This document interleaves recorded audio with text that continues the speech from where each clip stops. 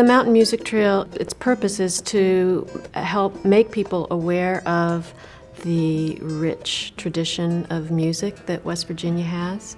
It runs from Monroe County in southern West Virginia up to Tucker County. We started in 2012. Part of what our vision is that people will have a place to go where they can plan a weekend trip and start in the southern part of the state and go to the northern part of the state and have a smorgasbord of musical experiences. The American Heritage Music Hall, located in Ronceverte, West Virginia, offers live music in an unlikely setting. Jeannie Crane and Charlie Massey unofficially started the music hall more than a dozen years ago in Jeannie's living room. Over time, their weekly jams grew, and so did the venues. The American Heritage Music Hall found a new life in an old roller skating rink in downtown Ronceverte. The American Heritage Music Hall in Ronceverte is such a treat. It's so very genuine. The same group of older folks, I'd say most of them in their 70s and 80s, it seems like, who have been coming out to this roller rink every Friday night. They'll get together and dance and jam and just have a big time. They bring potluck. Everybody has a big meal and visits with each other, and they love having people come in from outside, and they will go, I think their slogan, they will go to great heights to make you feel welcome, and that is not a joke. Guaranteed to have a great time there. It's a lot of fun.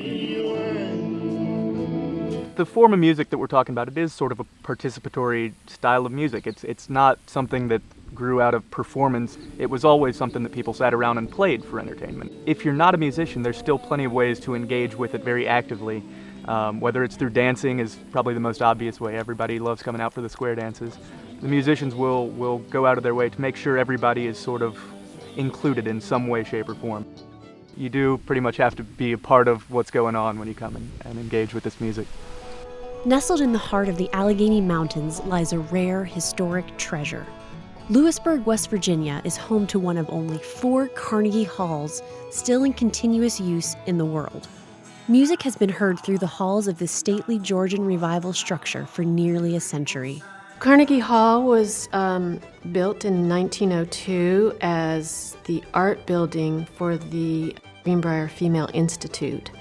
And it was built in part with money, about maybe a third of the money came from Andrew Carnegie. But the rest came from the community, and it has been supported by the community ever since then and continues to be. It's a very big part of the art scene here in Lewisburg. Lewisburg's such a fun, funky, vibrant place. We do so many different kinds of events. We have about 10 main stage performances on the stage here. Then we have a series of 6 summer outdoor concerts that are free. We've had Taj Mahal, Isaac Stern, Wynton Marsalis, Bela Fleck and Abigail Washburn, Dave Mason, Ralph Stanley, Del McCoury. The Thursday Ivy Terrace series at Carnegie Hall, those are always really fun events. Carnegie Hall's summer concert series is a great stop for summertime travelers. Enjoy free live music on the lawn of Carnegie Hall, June through August. Bring a picnic supper, a blanket, and your dancing shoes. Concerts are held the 2nd and 4th Thursday of the month.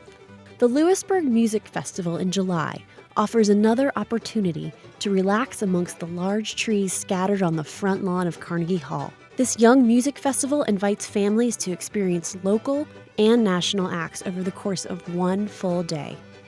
I was really impressed with the arts in the town. A nice, beautiful oasis here.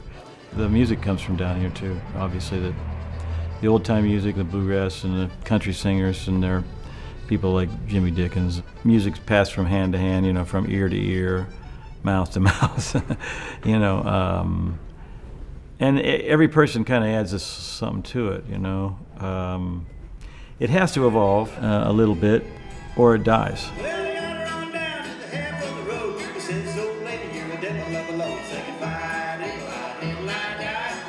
Everyone here is aware of these traditional music forms and how they then transform them and make them their own. It's always changing.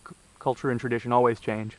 But I think a lot of these traditions are strong enough and people hold them dear enough here, they will hang on in one form or another.